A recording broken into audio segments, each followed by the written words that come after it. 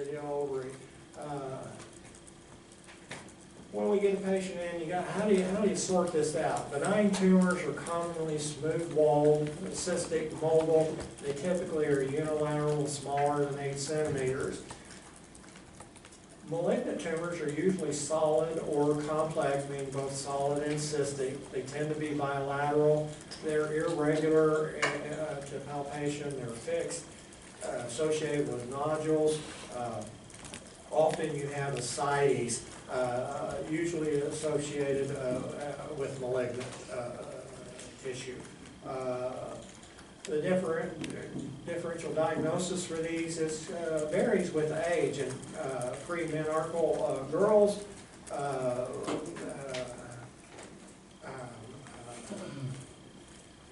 it tends to be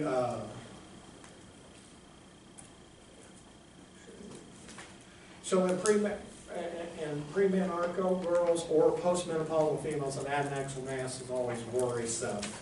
Premenopausal or premenarchal, most of those neoplasms tend to fall in the germ cell category, and then postmenopausal females, most of those tumors are going to wind up being endometrial. I'm sorry, epithelial. All right.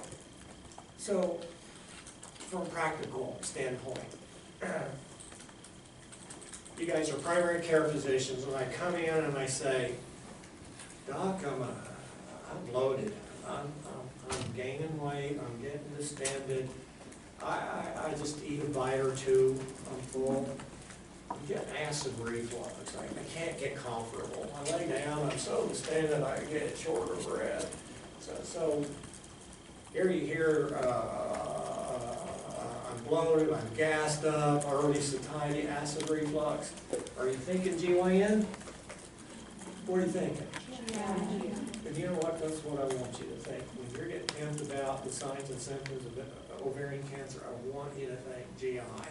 It's these vague GI symptoms.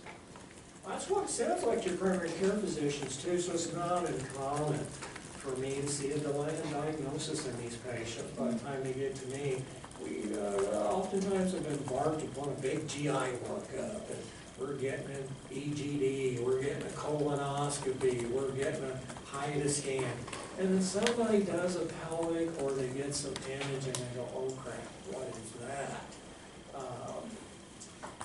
So ovarian cancers, unfortunately, tend to be silent until they're not. Once they become symptomatic, typically the cat's out of the bag. We're already stage 3.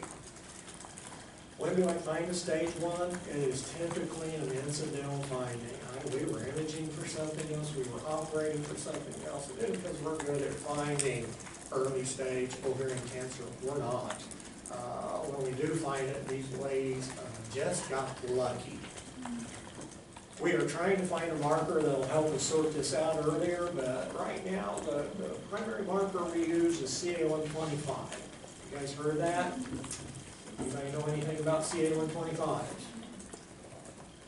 CA-125 is not a good screening tool. It's not specific enough. A lot of things can elevate a CA-125. I can take 100 women and I do CA-125s on.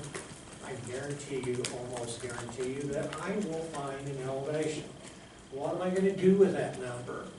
I got it now, I'm stuck with it. I probably bought a big workup, in many cases unnecessarily. And then I'll have a bunch of women who are negative. Can I safely tell a woman with a negative CA-125, don't worry, you don't have ovarian cancer? The answer is no. I've seen women come in full of ovarian cancer. They've never bumped their CA-125. It's just not a useful marker for them. Where a CA-125 really works,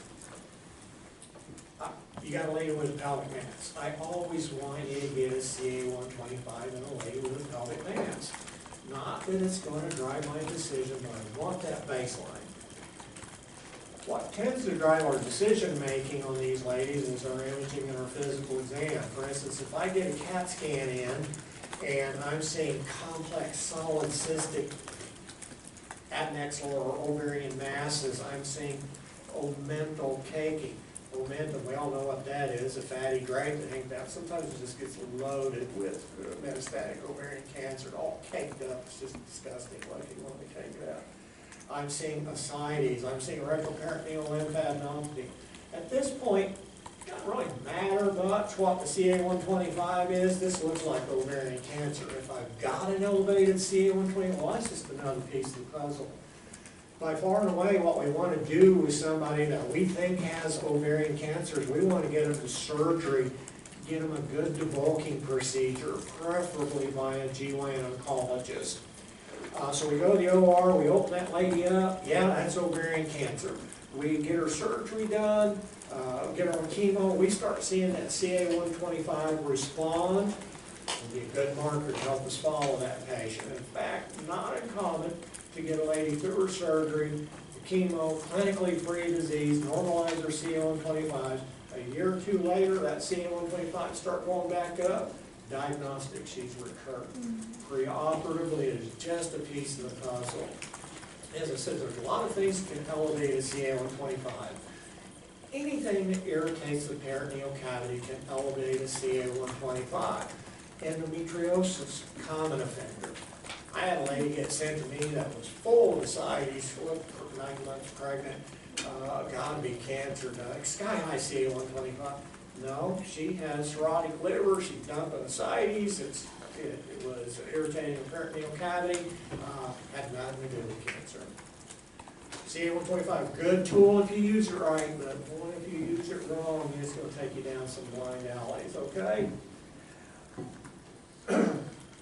Epithelial ovarian cancer, malignant neoplasms of the ovary are the cause of more deaths than any other female genital tract cancer. In the U.S. in 2015, approximately 21,290 new cases were diagnosed, and ovarian cancer was responsible for 14,180 deaths. Ovarian cancer accounts for 5% of all cancers in women. In fact, 14 of every 1,000 women over the age of 40 are probably going to develop an ovarian cancer. It can be as much as 1 in 68 can develop ovarian cancers in their lifetime. 85 to 90% of malignant ovarian tumors are epithelial. 22% of GYN cancers are ovarian in origin, but 40% of deaths due to GYN cancers are due to the ovarian malignancy. The epidemiologic evidence strongly suggests that there's an environmental role playing here. For instance, you go to Japan. Japan has one of the lowest incidences of ovarian cancer in the world. That changes for Japanese immigrants. Within the second or third generation, their risk for ovarian cancer approaches what we all deal with. So there seems to be an environmental component. At one time, we thought maybe talc caused it. And recently, you may have seen a big lawsuit. They got a major settlement, which befuddles me because this has been looked at very closely, and there is no proven cause and effect. So we don't know what causes ovarian cancer for the most part. That's why this is such a frustrating situation.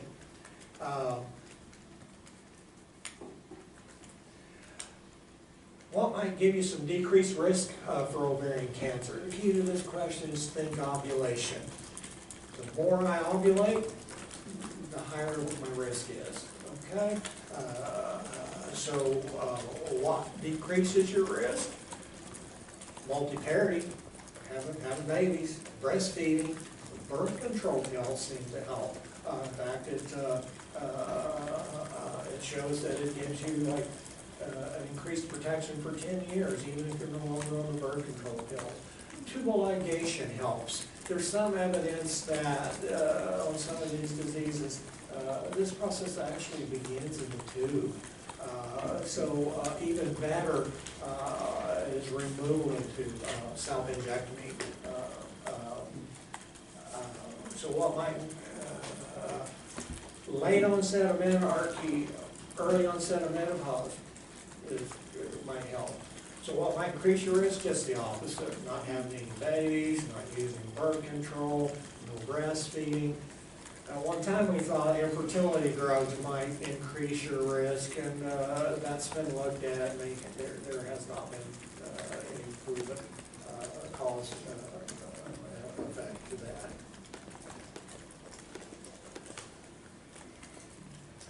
A high index of suspicion is warranted for women 40 to 69 with persistent GI symptoms that can't be diagnosed.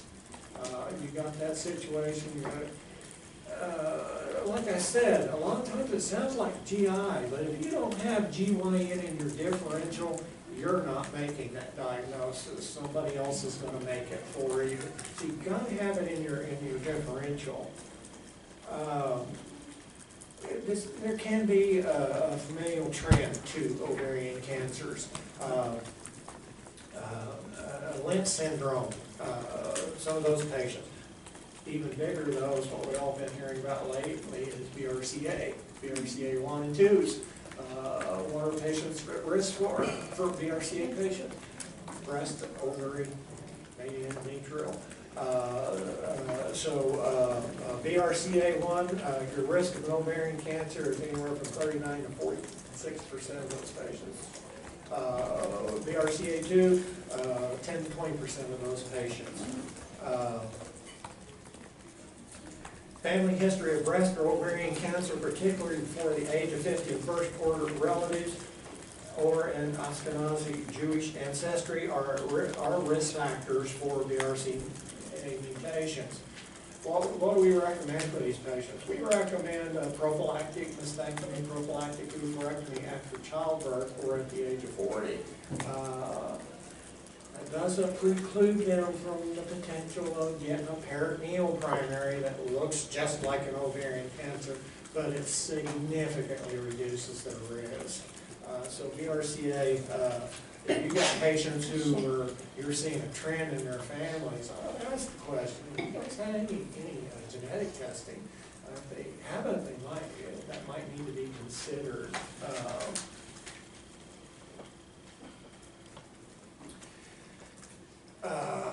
So again, I think the important things on this is to think GI. This is the way they present. Okay, there's these big GI symptoms. Sometimes a massive distinction. They look pregnant sometimes. They look like they're 9 months pregnant. And a lot of that's from the tumor board, a lot of it's from the ascites. I've had to do paracentesis on a lot of these patients where we stick a needle in their tummies and we drain off this fluid. I typically average 4 to 6 liters when I drain that fluid off of these patients. So a lot of times they're not eating, they're not resting, they're not drinking. We have to do a paracentesis. I wanted to bring up one other thing. Sometimes you'll get these small lesions, is that a cancer? A lot of times we don't know. Should we send them for a biopsy? No, that's probably the worst thing we could do, because if that is a cancer and I stick that cystic structure, I rupture it, I get some cells and I send it to cytology, yeah, it comes back, yeah, that was a cancer. What I just do, well, I just ruptured that thing, I just potentially seeded the whole peritoneal cavity. I just bought this girl a whole bunch of chemotherapy. She might not have had to have had we done surgery and get that attack. So when these small lesions come in, a lot of times we'll watch them. Bring them back 6 weeks, get some more imaging, get another CA-125. This cancer is going to declare itself, but we're not going to stick a needle in it. Okay? Questions so far? Let's go through these slides. We'll do this quickly because actually I'm running out of time. What's going on here? Blood supply shows you the nodes that they tend to get involved. These can spread intraperitoneally, and that's typically where we see most of the disease is intraperitoneally. Late stage though, we can start getting pleural effusions. You can get metastatic disease to the liver. course, that would upstage you. That's just showing you, there's a normal ovulation and creating corpus luteum. That's showing you a follicular cyst, corpus luteal cyst. Sometimes they fail to involute and they can get kind of large, but they usually go away on their own. There's a polycystic ovary syndrome. And as we said, you can have amenorrhea or some very irregularly, like once every 3 months or so, hyperandrogenism. We talked about that. That's a picture of a lady. As you can see, she's hyperandrogen. She's got some facial hair distribution. They tend to be overweight. Certainly at risk for endometrial cancer. A lot of these patients tend to have a lot of comorbidity. Well, it only makes sense when you think of I'm going back to endometrial cancer. When you think about a lot of those ladies who are overweight, what goes along with being overweight, insulin resistance, what goes along with insulin resistance, diabetes, cardiovascular disease, renal disease. Talk about because there's a chocolate cyst. We talked about that. That's an endometrioma. You can get acute chronic salpingitis, which can actually feel like a tumor. A tubular ovarian abscess can feel, as you can see off to the left, that was an ovarian tube. It's all a tubular ovarian abscess. Peritubal cyst. Torsion, we talked about torsion. A lot of times these things, sometimes, not a lot of times, but sometimes they come to our attention because they torse. I just had a lady that went down to Mexico. While she's down there, she started having a lot of right lower quadrant pain. They treated her for a colitis. She was still hurting when she got back, but it finally started getting better. But she went to the doctor, they got some evidence, she had a big mass that had probably torced while she's down there, and that's what caused all the pain. And then it relaxed, and the pain resolved. But sometimes these things will torse, and they can be quite an urgent surgery. And what might help you sort that out sometimes is you can do an ultrasound and look at Doppler flow and see if the blood flow is being cut off. That talks about different types of ovarian or adnexal masses or neoplasms, and it'll break that down for you. I primarily have focused on epithelial carcinomas, but because that's what I see the most of. I don't see a lot of dysderminomas or choriocarcinoma. I don't see a lot of that, okay?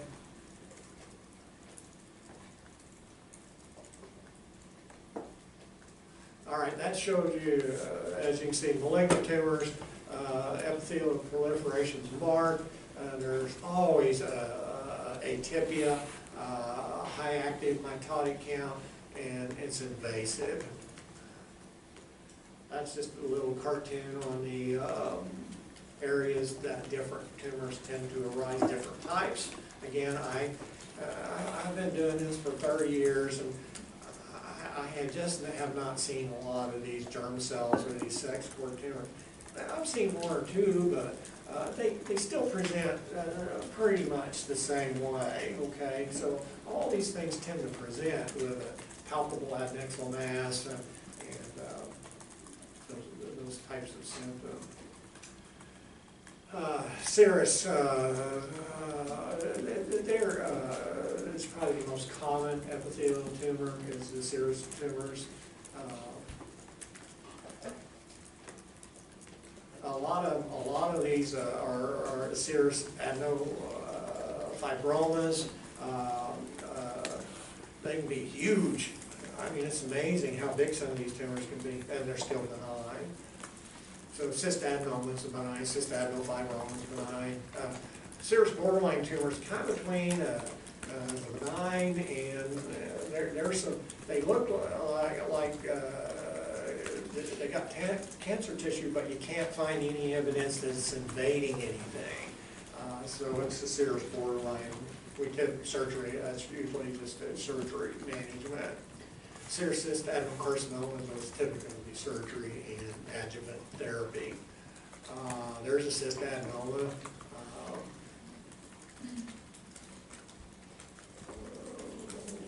Another one. Cyst adenofibroma. There's just different pictures of some of these things. That's a cancer there. Look at that, this looks nasty, doesn't it? Serous adenocarcinoma, most common type of ovarian cancer, 60% of the time it's bilateral, usually seen in older women.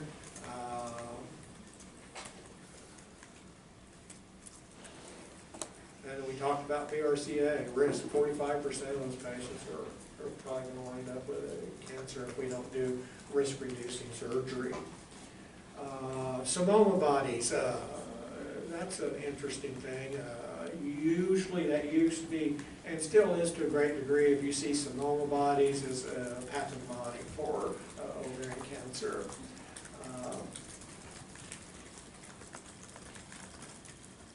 So again, we talked about clinical presentation. I don't usually hear about a lot of pain, but you can. Usually it's these GI symptoms I'm hearing. Distension, I'm bloated, I'm gassed up. Early satiety is like a red flag waving at you. Hey, what's going on here? Diagnosis is usually, the diagnosis is typically surgically. We certainly, with our history and our imaging and our physical, we get a good idea of what's going on. But CA-125 does play a role, very useful tool if you use it right, but you don't really know what you've got until you get, without, like they used to say, without tissue there is no issue. So surgically staged, typically that means hysterectomy, bilateral nephrectomy, onatectomy, pelvic nodes, and then we also do pelvic washings. The goal is to remove any visible tumor. Your life expectancy will increase if we get optimal debulking. Unfortunately, most of those patients, they still don't pass from their disease, but we buy them some significant time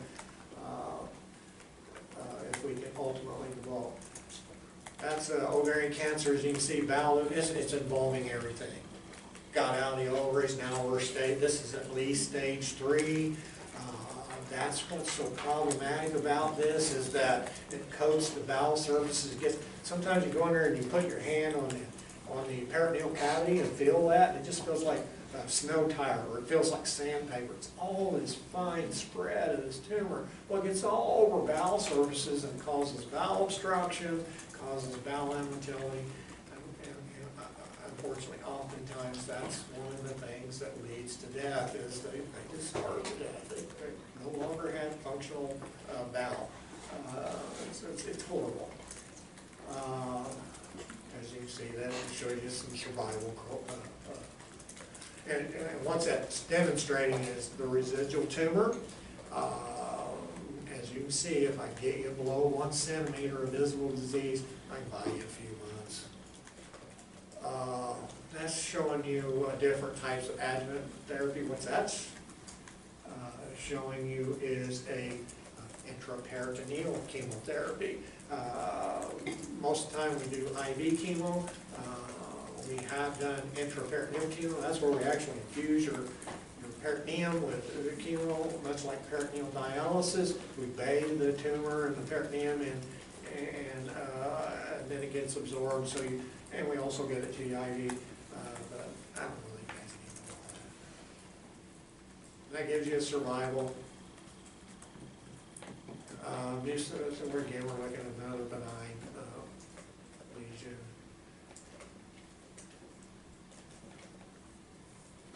Mucinous ovarian adenocarcinoma, they're kind of rare. We don't see a whole lot of those. Endometrioid adenocarcinoma, looks just like the endometrioid adenocarcinoma of the endometrium, but it is a much worse actor on the ovary. Clear cell adenocarcinoma is just a different type of endometrial, or I'm sorry, epithelial carcinoma. And I don't think we need to go through all those terms. Oh, that's interesting, though. That's an interesting one. Mature cystic teratomas. They're benign, but sometimes we find hair and teeth, and it's just bizarre, really bizarre. And they used to think it was like, you were involved with the devil or something, you had these tumors. Such a word I don't know much about. Fibroma, benign, fibroma. I think that's about all that we're going to discuss today, guys. Questions? I've gone over time. That amazes me. I was able to. Questions? The take home on